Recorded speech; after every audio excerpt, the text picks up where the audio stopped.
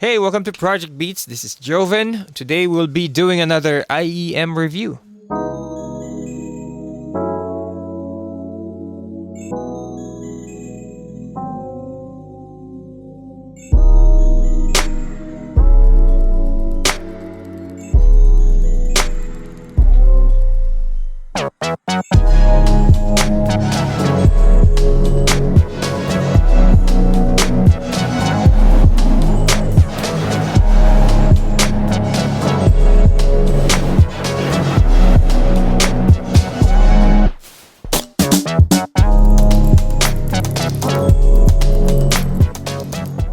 We are going to talk about C Audio's exciting new IEM.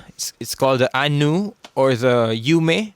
I may not be saying it right, but that's the model name. Depending on where you live, it's going to be Anou for the Japanese market and Yume for the rest of the world. As to why it's different, I'm not entirely sure, but the Japanese market will have a different shell design also than the rest of the world. But the internals, the specs, the performance, sound quality are all the same. If I'm not wrong, the launch will be on January 10th, 2021. Happy New Year, by the way. That's going to be in Singapore, Thailand, and Indonesia first, and then hopefully the rest of the world soon. I just got this review unit a couple of days ago, and unfortunately I did not have a lot of ear time with it, and sadly I have to return it soon. So this is more of a first impression type of review. But big thanks to Audio for providing this beautiful review unit. I am not entirely sure of the contents and the packaging of this unit, as I was only given the demo unit that the store is actually using for customers to audition. So let's jump right in. This is C Audio's entry-level model, but the build quality is very nice. It feels premium. It looks like a killer package, and I actually like the design. It has a nice cable that it comes with. And for comfort, I have no complaints. The shell is relatively small. It has 2+1 drivers. I would imagine it would fit most ears, no problems. The drivers specifically are 2 balanced armature driver and 1 dynamic driver. Tuning is based on the Harman curve. If you're not familiar with the Harman curve, Audio has a concise write-up about it. Link down below. They are nicely tuned with a Harman character, if you will, and it will definitely appeal to most listeners. For bass, it has a nice punchy low and an actual decent sub-bass extension. You got a detailed full-bodied bass without it being overpowering. I find the bass guitar lines clean and clear. As for the mids, the vocals shine in this.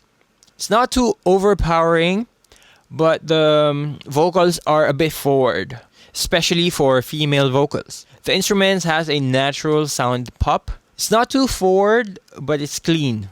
The vocals here really float above the instruments here. In a band setting, I feel like I'm lacking a tiny bit of body in the guitars and overall in the rhythm section. For instrumental tracks, I actually enjoyed listening to Joshua Redman's Jazz Crimes. For this track, the mix is well balanced. The drums sing on this track, and the pleasant forward character of the mids slightly elevates the saxophone. And it has that nice thud on the kick. The bass guitar, I feel, is a little bit behind, but overall, it's very engaging. The highs has a nice sparkle to it. It's not at all sibilant for my taste, considering I am sensitive to highs. This one is just right, and I am liking how it performs overall. Depending, of course, on some tracks you may hear a little bit more hyped on the highs, but I'm liking how it performs overall. I see no problems recommending this as a stage reference monitor for vocalists and for guitar players. If you're a drummer or a bassist and you are looking for a more technical, detailed IEM for professional and studio use, you might want to look elsewhere. But for me, it has enough lows and punch, and for an entry-level IEM, this is actually a great value. For e-drums practice, all you bass heads might want a little bit more bass on the lows, but I actually enjoyed practicing with the e-drums on this IEM. For acoustic drum practice, and if your drum set isn't mic'd up, you will hardly hear your drum set with this on, especially with the music playing. That would also be true if you're using this on commute. And if you have this on and you're beside noisy environment, this will cut most of the noise. To sum it up, really tight performance for its price. I really enjoyed the time I had with these. It's probably one of the best and strongest contenders in its price range. The Harman curve is nicely done. You got a decent soundstage. It is lively, engaging, and well refined. Unlike other chi-fi brands that are mostly hit and miss. Of course, depending on what you are listening to and how the song is mixed, it will change a little bit. You should also consider what type of music and tracks you are listening to. But overall, this is an easy recommendation for me. I would think it can do a little bit of studio work, mostly for tracking and monitoring. It's definitely not flat, so I wouldn't recommend it for referencing and mixing.